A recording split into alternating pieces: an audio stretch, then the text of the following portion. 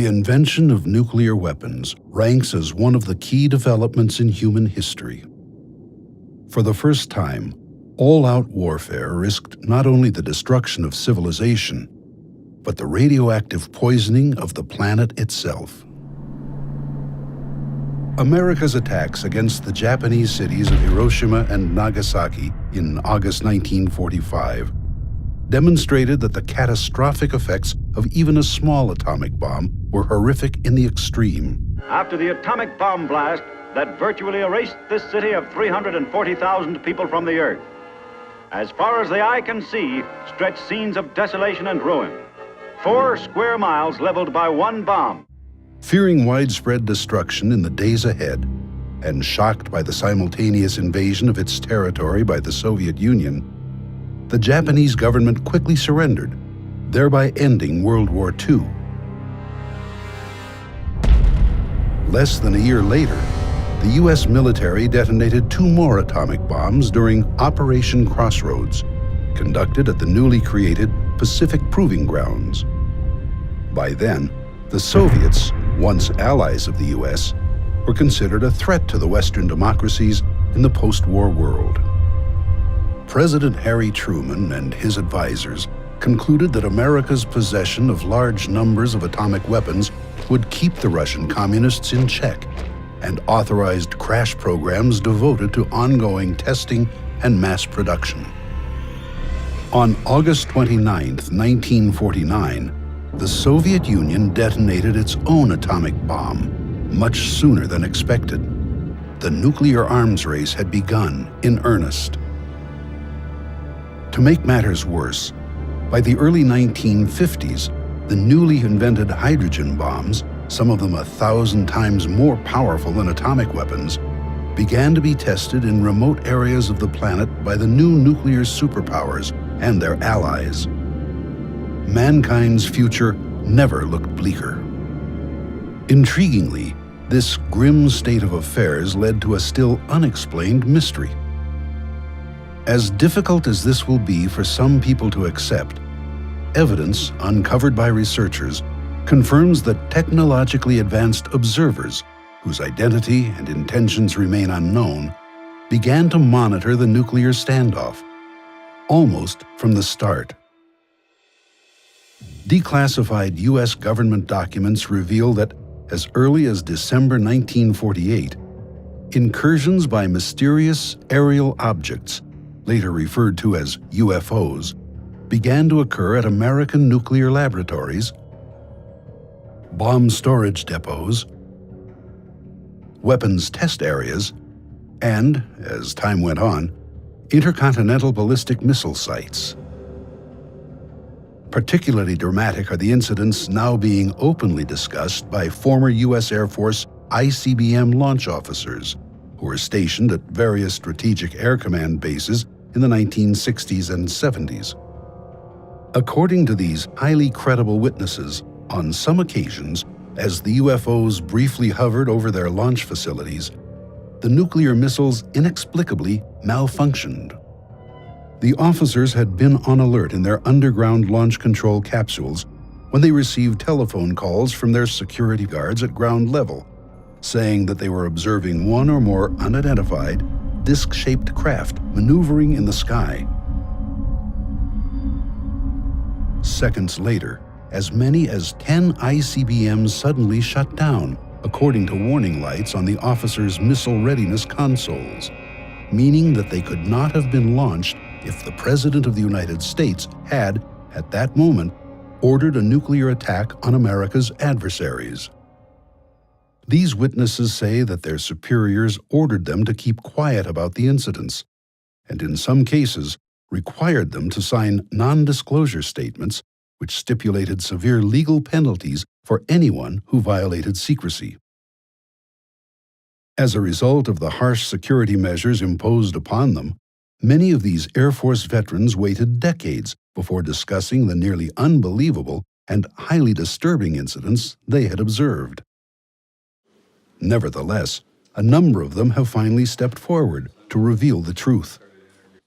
On September 27, 2010, a leading UFO researcher, Robert Hastings, and a former Minuteman missile launch officer, Robert Salas, co-sponsored the UFOs and Nukes press conference in Washington, D.C., in an effort to bring the facts to the public. The event was widely covered by the media, not only in the United States, but around the world. CNN streamed it live, and other major news organizations published stories about it later the same day. Good afternoon. My name is Robert Salas. In 1967, I was a first lieutenant stationed at Malmstrom Air Force Base, Montana. I was a missile launch officer. Sometime in the evening hours on March 24th, I received a call from one of my topside guards, the flight security controller, stating that they had been observing strange lights in the sky making odd maneuvers. He called back about 5 minutes later. This time he was screaming into the phone saying they're looking at a red glowing object hovering just above our front gate. Our missiles began going into what's called a no-go condition or unlaunchable. Essentially, they were disabled while this object was still hovering over our site. Back in 1967, I was officer in charge of the Communications Center at the 28th Air Division in Great Falls, Montana. In March of that particular year, I can clearly recall a message coming through my Communications Center which basically said that a UFO did in fact shut down several missile silos in Montana. Robert Hastings has devoted 40 years to seeking out and interviewing U.S. military veterans regarding their UFO experiences at missile sites and other nuclear weapons facilities. His book, UFOs and Nukes, contains the testimony of more than 100 of those individuals. Declassified U.S. government documents and witness testimony from former or retired U.S. military personnel confirm beyond any doubt the reality of ongoing UFO incursions at nuclear weapons sites. I was the Minuteman III Combat Group Commander at F.E. Warren Air Force Base, Wyoming. In 1976, my deputy Bill and I were on alert. We contacted our FSC, our flight security controller, and asked him, is there something wrong? And he said right above him was a big white object that was cigar-shaped, 80 to 100 feet above him, 40 to 50 feet long. I said, okay, keep me abreast of what's happening. So we were talking for a while, stayed there for, I don't know, a minute and a half, and it slowly and very silently moved along the access road. When we came up the next morning, the FSC was in his chair in a fetal position, and we talked to him and tried to calm him down. We couldn't calm him down, oddly enough. We were called in by the squadron commander again, and he took whatever notes my deputy made, tore them up. So this didn't happen, it's top secret, and made us sign something. Significantly, dramatic UFO incidents were also occurring at nuclear missile facilities in the former Soviet Union, including cases where the weapons suddenly malfunctioned. Documents obtained in Russia by Western journalists in the 1990s, as well as on-the-record statements by Soviet Army veterans, summarize the unsettling events in great detail. These revelations make clear that both American and Soviet nuclear missiles were subjected to ongoing surveillance and, from time to time, deliberate tampering by whoever was piloting the UFOs during the long, tense confrontation known as the Cold War. Had that anxious standoff between capitalism and communism suddenly become a hot nuclear war, hundreds of millions of people would have been killed outright, and a great many more, perhaps 1 to 2 billion worldwide, would have died over time, the result of radiation illness, exposure, and mass starvation. Indeed, a great many species and ecosystems on Earth would have been devastated by such a war. But what were the mysterious missile disruptions, as described by American and Soviet military veterans, meant to convey? Were they a demonstration of the unknown observer's ability to interfere with these weapons at will? If so, would they have openly intervened to try to prevent a nuclear exchange from occurring if hostilities seemed imminent? To state the obvious, the answers to these questions remain elusive, even now. But if all of this is true, what exactly is going on? Who or what is piloting the amazing aerial craft we call UFOs? And why do they seemingly have an intense interest in monitoring and sometimes disrupting our nuclear weapons systems? A brief review of the evidence may provide a few clues. U.S. government documents released through the Freedom of Information Act confirm that unidentified aerial objects, described as flying discs and flying saucers, began to be sighted around the Los Alamos Atomic Laboratory in New Mexico, the birthplace of nuclear weapons, as early as December 1948. 3 years earlier, on July 16, 1945, the lab had tested the first atomic bomb in the desert near Alamogordo, just weeks before the devastating attacks against Japan. Although shrouded in secrecy for decades, the declassified documents reveal that UFOs appeared with alarming frequency, not only at Los Alamos, but also at its sister laboratory, Sandia, in Albuquerque throughout the 1950s. Other declassified documents discuss ongoing UFO sightings at the Oak Ridge Nuclear Laboratory in Tennessee, the Hanford Plutonium Processing Plant in Washington State, and the Savannah River Complex, another plutonium manufacturing site in South Carolina.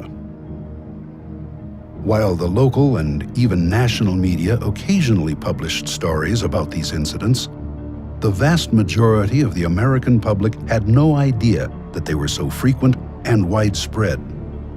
Nevertheless, according to military intelligence officers, a worrisome pattern had begun to emerge. On July 1, 1952, Look magazine featured an article, Hunt for the Flying Saucer, about the Air Force's new UFO investigations group, Project Blue Book, and noted that its director, First Lieutenant Edward Ruppelt, had plotted 63 unexplained sightings on a map of the United States. At that point, it was discovered that a, quote, ominous correlation existed between some of the sightings and the location of various atomic weapons installations. Later that year, the CIA took notice of the situation, as this memorandum reveals. Dr. H. Marshall Chadwell, Assistant Director of the agency's Office of Scientific Intelligence, wrote, quote, sightings of unexplained objects at great altitudes and traveling at high speeds in the vicinity of major U.S. defense installations are of such nature that they are not attributable to natural phenomena or known types of aerial vehicles. UFOs also visited the newly created Nevada Proving Ground, located 60 miles northwest of Las Vegas, where new and improved atomic devices were being tested. Civilians living near the proving ground often observed the aerial discs, sometimes flying in large formations, and subsequently notified the Air Force and the local media. At the same time, U.S. Army personnel engaged in field maneuvers at the test site, designed to expose them to atomic battlefield conditions, also reported seeing the UFOs. Meanwhile, other sightings were occurring at the remote Pacific Proving Grounds, where ongoing tests of the far more destructive hydrogen bombs were taking place, as the U.S. tried to outpace the Soviets in the new technology of warfare. The chief purpose of the nuclear tests was to create a powerful but lightweight bomb that could be easily transported aboard an aircraft, the primary delivery system during that era. Had the United States been attacked by the Soviet Union, the U.S. Air Force planned to launch hundreds of strategic bombers against that country and its communist allies. Flying over the Arctic region, they would deliver their deadly payloads a few hours later. At the same time, Soviet bombers would be racing toward North America and Western Europe, carrying their own hydrogen bombs intent on massive retaliation. If this were not enough, the nuclear standoff entered a new and even more menacing phase in the early 1960s, with the first deployment of intercontinental ballistic missiles. Traveling at more than 15,000 miles per hour, these space-age weapons could deliver their massively destructive warheads to targets on the other side of the globe in less than half an hour. That shockingly brief period was later reduced to less than 10 minutes, once U.S. and Soviet missile-carrying submarines began to be deployed just off each other's coasts. Nuclear Armageddon, if it came to pass, would burst upon the world with sudden savagery, against which there would be no possible defense. Perhaps predictably, declassified documents reveal that UFO sightings at nuclear missile launch facilities began to occur as early as 1962. My crew was on alert at Missile Complex 7. Major Gilbert, my crew commander, and I were manning the launch console. We got a call from the Site 6 crew commander saying that there's something hovering above his site. And he asked us to go topside and see what we could see. So Major Gilbert sent our 3 enlisted men to what we call the CAP, which was the top side of the Launch Control Center. They reported to us that they saw a light above Site 6 that rapidly accelerated and stopped instantly above the area where Site 8 was located and went back and forth. It was instant go, instant stop. That object did things that no airplane, helicopter, or any other system that we had in existence could do. It had to be not of this earth. Air Force security personnel guarding these sensitive sites reported seeing unknown aerial objects, usually described as disc-shaped, maneuvering at low altitude and sometimes even hovering over launch silos and launch control facilities at every ICBM base in the United States. Often, the UFOs were tracked on radar, performing maneuvers vastly beyond the capability of any man-made aircraft.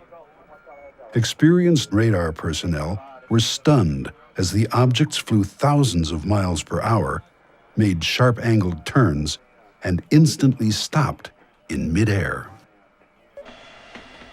The mysterious intruders were frequently chased by Air Force interceptors, which had been scrambled to protect the missiles from possible sabotage.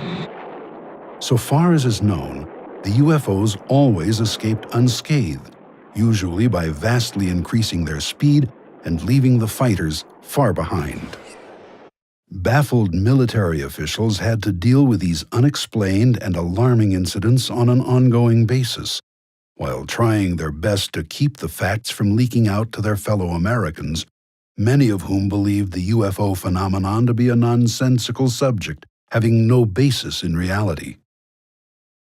This skeptical attitude was actively fostered by the government's own policy of ridicule and denial, as implemented by members of Project Blue Book, who routinely dismissed credible, bona fide UFO sightings as the misidentifications of natural phenomena or man-made aircraft.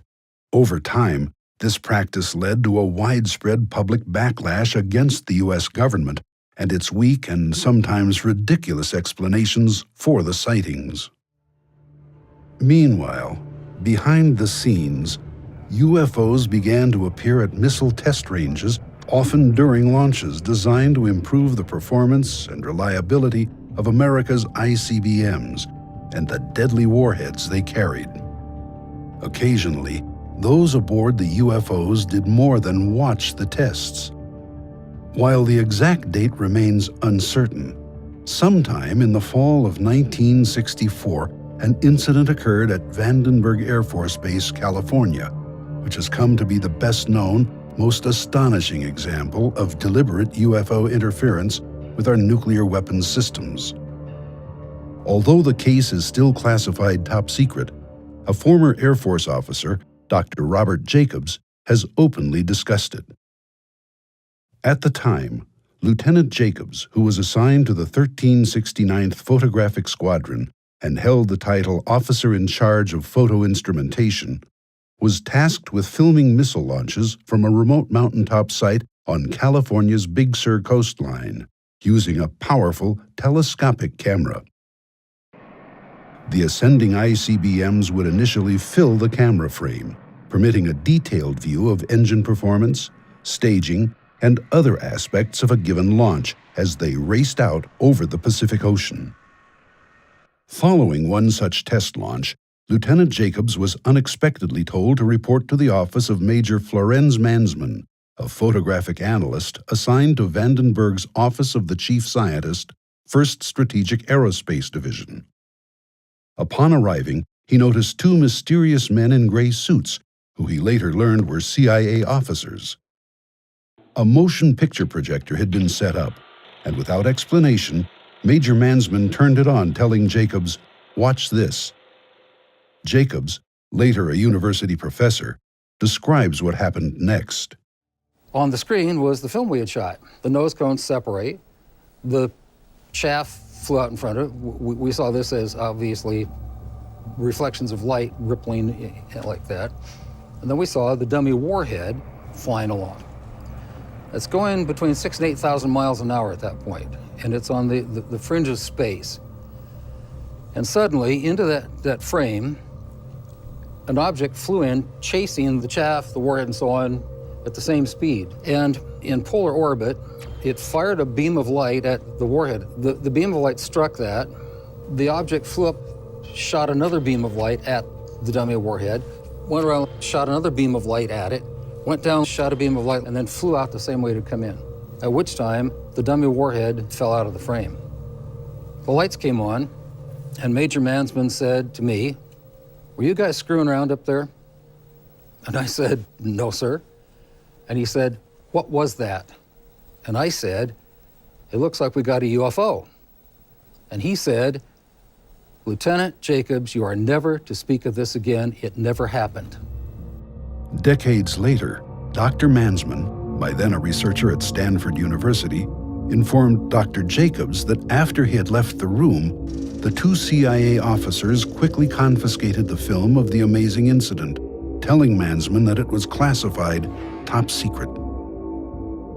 Mansmann also confirmed, in letters to various researchers, that before the film was whisked away, he had conducted an extensive frame-by-frame analysis of it using a magnifier, which revealed the UFO in great detail. He wrote, quote, "The shape was a classic disc. The center seemed to be a raised bubble. The entire lower saucer shape was glowing and seemed to be rotating slowly. At the point of beam release, the object turned like it was required to be in a position to fire from a platform. The assumption was, at that time, extraterrestrial." Responding to the retired major's revelations, Dr. Jacobs wrote, quote, "Those beams of light were a warning, a shot fired across the bow of our nuclear silliness ship." Then, on August 1st, 1965, a dramatic, large-scale UFO incursion took place at F.E. Warren Air Force Base in Wyoming, as this declassified report confirms. Dozens of sightings of disc-shaped craft cavorting at low altitude over Minuteman missile silos, known as launch facilities, were reported by the Air Force security personnel guarding them. Former launch officer Jay Earnshaw has discussed his involvement in one such incident that night. I was in command of Capsule Echo 1 at Warren Air Force Base.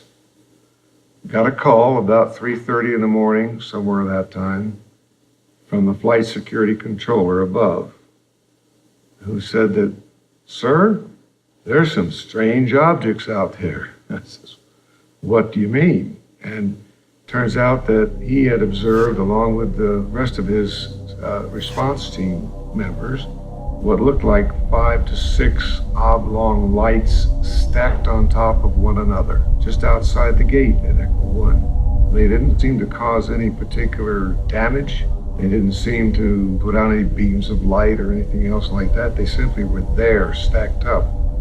It was rather a benign incident at the time. The paperwork all disappeared. Over the next 2 years, similar UFO incursions also took place at Minot Air Force Base, North Dakota, and Ellsworth Air Force Base, South Dakota. Although those disturbing incidents were reported in official records at the time and occasionally leaked to the media, many of the details only emerged decades later in the testimony of former missile launch officers. I was on duty at Echo, which is our squadron command post. We had strike teams respond to alarms from the missiles. They were 3 to 5 miles away. And they jumped in their trucks and went roaring out there and called me back and said, "Sir, for lack of a better description, there's a flying saucer hovering over that missile, and there's a beam of reddish light going down to it." I assume they were taking data with that beam. It wasn't destructive as far as I know. It had to be a data collection thing. I'm sure they scanned the warhead or something. Although the Air Force could not yet know it, the most dramatic nuclear weapons-related UFO incidents were about to occur. During the pre-departure crew briefing, it was mentioned that some missiles that November flight had gone off alert. We reached the launch control facility. We entered the gate after giving the appropriate password, and the above-ground personnel briefed us on what had happened. And essentially, we were told by site manager that an object had been sighted out the windows with flashing lights, and it was probably about 80 to 100 feet in diameter. It then went to our main gate where it hovered, and when we debriefed the underground launch crew, they indicated that all the missiles that they controlled had gone off alert at the time that object had been hovering next to the main gate. My crew commander, Major Tollerud, told me that he had received a call overnight, evidently while I was on rest break below ground, and saying that we as a crew were never to speak about this again. This was a very serious incident. I mean, something to take our nuclear-tipped missiles off alert. It was something that we had never been prepared for. The same year that these amazing events were unfolding in secrecy, Secretary of the Air Force Harold Brown appeared before a congressional hearing and dismissed the idea that information about UFOs was being kept from the American public. We have not been hiding anything. The investigations have been made public. The explanations of those where there is a clear explanation have been made public. The hearing this morning was public for just that reason. Brown's claims have now been discredited, but the strict security measures imposed on military witnesses at the time meant that decades would pass before the public learned the facts about UFO activity at nuclear missile sites.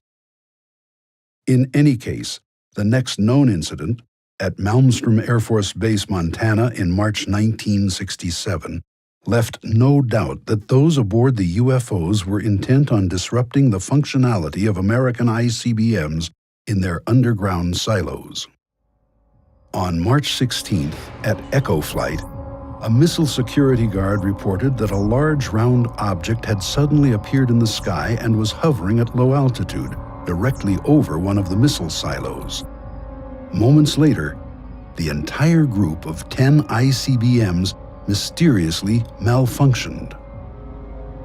This startling fact has been confirmed by one of the launch officers on alert that day, now retired Colonel Walter Fiegel, who spoke about the incident during a taped telephone conversation with Robert Hastings in 2008. Fiegel said that in response to the missile guard's UFO report, he had sent out 2 security alert teams, one of which confirmed the presence of the object. The strike team that went out, one of the 2, claimed that they saw something over the site. How did they describe that? He just said a large round object. Directly over the LF? Directly over the site.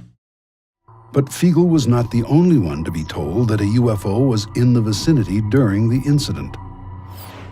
Former Minuteman electromechanical technician Henry Barlow, who helped restart some of the stricken missiles, was informed that the mysterious aerial craft had actually caused the problem. Job Control called and said, we have a problem at Echo Flight. and 4 or 5 missiles or 6 missiles just shut down simultaneously. And we want you to go to the nearest site, penetrate the site, and see what's going on. So on our way to the site, they had called and said that the other 4 missiles had shut down, so that all of them are now shut down. At that time, they said UFO activity in the area, and we had heard this on and off for many times when we were out at the missile sites that Job Control would call and say, you know, we have reports of UFO activity in your area, keep your eyes open. And I think we covered 3 or 4 sites, and they were sending other teams out from the base. We had to go to Echo 1 to stay for the night there and get 8 hours of sleep before we headed back to the base. So when we got in there was hardly room to walk in there because there was so much brass, and we heard that there was a UFO spotted over Echo 2, which is the most northern site in the Echo flight. In 1997, missile engineer Robert Kaminsky, who headed the Boeing Company team tasked with investigating the missile shutdown incident at Echo Flight, wrote to researcher Jim Klotz, saying that no prosaic cause for the failures could be found. Importantly, the retired engineer also said he had been informed that a UFO was responsible for the missile malfunctions. But the excitement was not yet over. A second ICBM shutdown incident occurred 8 days later, on March 24, 1967, at Oscar Flight, according to former Minuteman missile launch officer Captain Robert Salas, who was on alert when it occurred. This was the event discussed by Salas at the September 2010 press conference in Washington, D.C. Salas's testimony has been confirmed by former Minuteman missile targeting officer Captain Robert Jameson, who helped retarget some of the Oscar Flight ICBMs.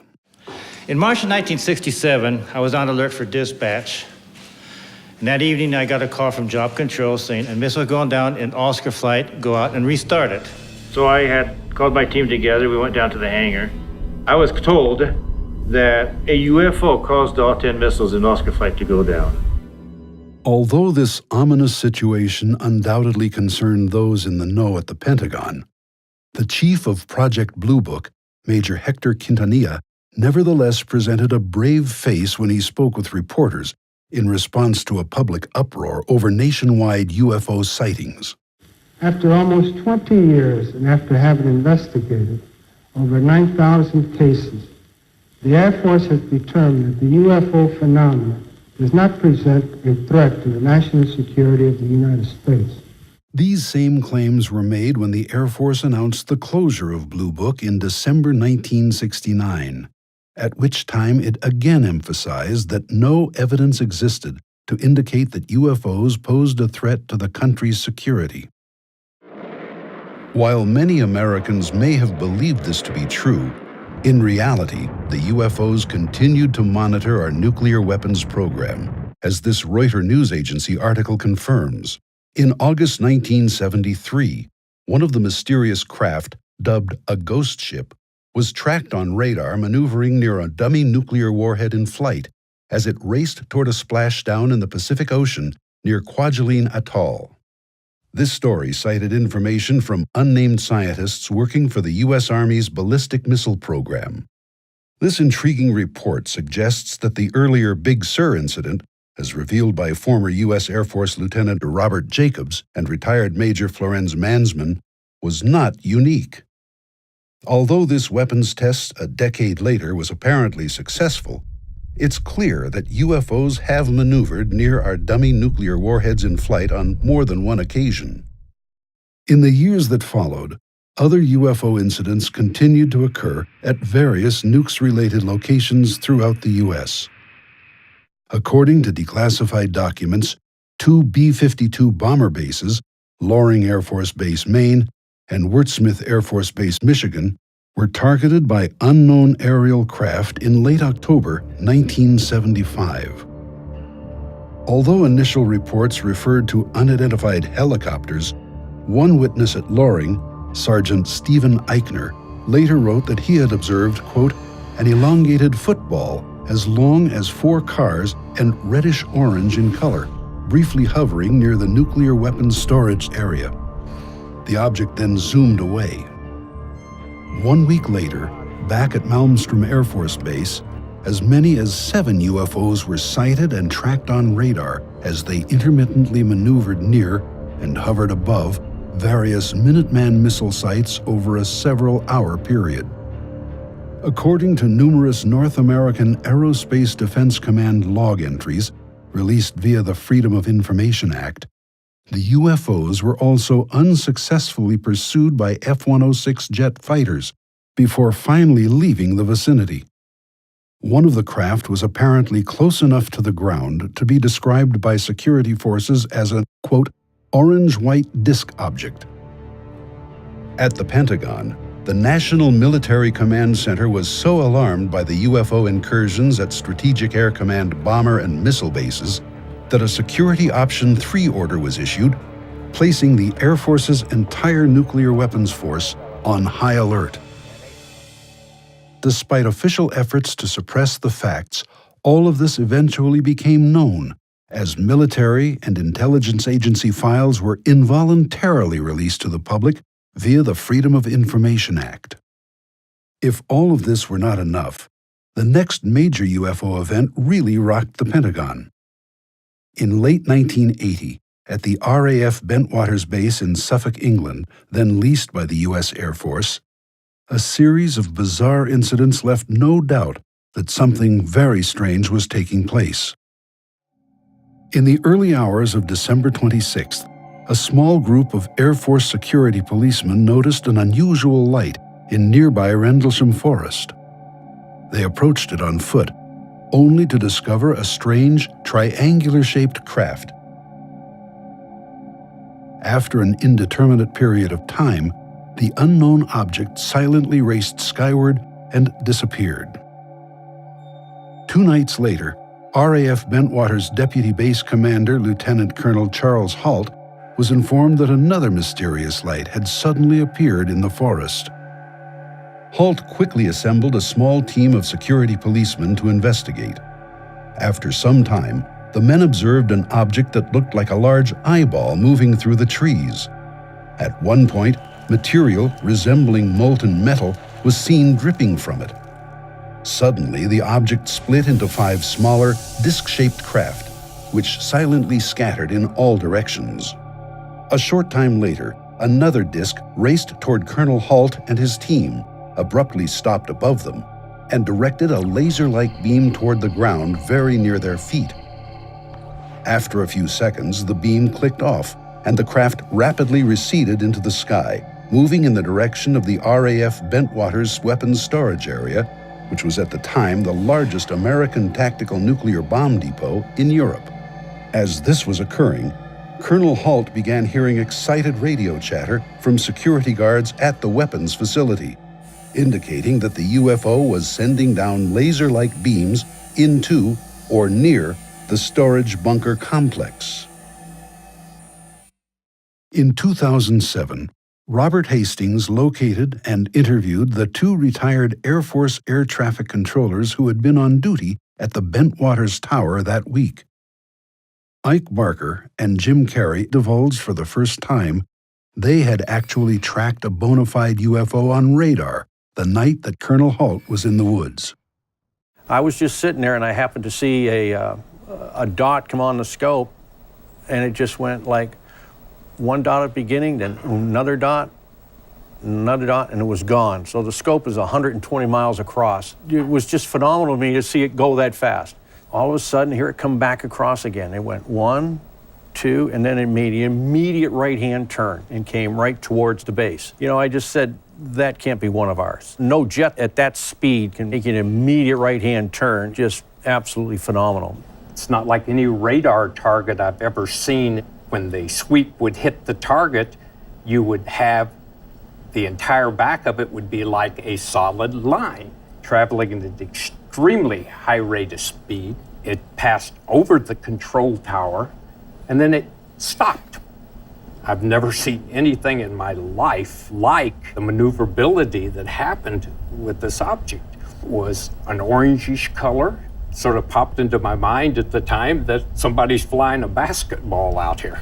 There were like lights around the center of it, but it wasn't like running lights or navigational lights. It was more like portholes, and then you were seeing the light from the inside coming out. It wasn't, flashing lights or anything, but it hovered momentarily, reversed its course, and went back out at a high rate of speed. Moreover, given the dramatic incident at the weapons storage area, when one of those UFOs reportedly directed laser-like beams down into the facility, it becomes clear that this case had a nuclear weapons connection. Significantly, another nukes-related incident in the former Soviet Union is nearly identical to Bentwaters. Government documents obtained by Western journalists after the collapse of the Soviet regime confirm numerous cases of UFO activity in that country during the Cold War era, including one at the Kapustin Yar military complex. On the night of July 28, 1989, a disc-shaped object with a dome was observed by dozens of Soviet Army personnel as it briefly hovered over the base's nuclear missile warhead depot. According to one KGB report, as the stunned witnesses watched, the UFO directed laser-like beams onto the roof of a building in which those weapons were kept before silently racing away. Another incident in the Soviet Union 7 years earlier was even more shocking. On October 4th, 1982, a huge flying disc apparently activated several nuclear missiles, which were then preparing to launch. According to the Soviet Ministry of Defense documents secured by American television investigative reporter George Knapp, the UFO appeared over an intermediate-range missile base near the Ukrainian town of Bielokorovish. At one point, down in the underground launch control capsule, several missiles suddenly went into countdown mode. Although no one had input the authorization codes, the missiles were preparing to launch. Then, after 15 terrifying seconds, the anomaly ceased and everything returned to normal operational status. This potentially disastrous incident was nearly identical to one reported to Robert Hastings by former U.S. Air Force launch officer David Schur, who said that a UFO had activated the launch sequence in several of his Minuteman missiles at Minot Air Force Base, North Dakota, one night in 1966. As this object passed over the missile site, we would start getting erratic indications on that missile. The bad thing was we also got a launch indicator. Does that mean that the launch sequence has been triggered? That means that the missile has received the launch signal. In that case, Schur and his commander had to flip an inhibit switch to disrupt the unauthorized countdown. But were those aboard the UFOs actually trying to start a nuclear war? Having investigated these incidents for decades, my opinion is that those who pilot the UFOs are visitors from elsewhere who are engaged in these provocative actions at American and Russian nuclear missile sites to send us a message that we humans are playing with fire, that to engage in nuclear warfare is essentially suicide. Importantly, these dramatic incidents continue to occur long after the end of the Cold War. Several U.S. Air Force veterans have reported new UFO incursions at nuclear missile sites and weapons storage areas in the very recent past. The most important case occurred on October 23, 2010. This is CNN Breaking News. The breaking news involves a power failure that shut down a major part of the U.S. nuclear missile arsenal. Let's go to our Pentagon correspondent, Chris Lawrence. Wow, Chris, what do we know? Well, Wolf, this happened out in Warren Air Force Base out in Wyoming, and bottom line is this. For less than an hour, about an hour on Saturday, the base lost primary communication with about 50 intercontinental ballistic missiles.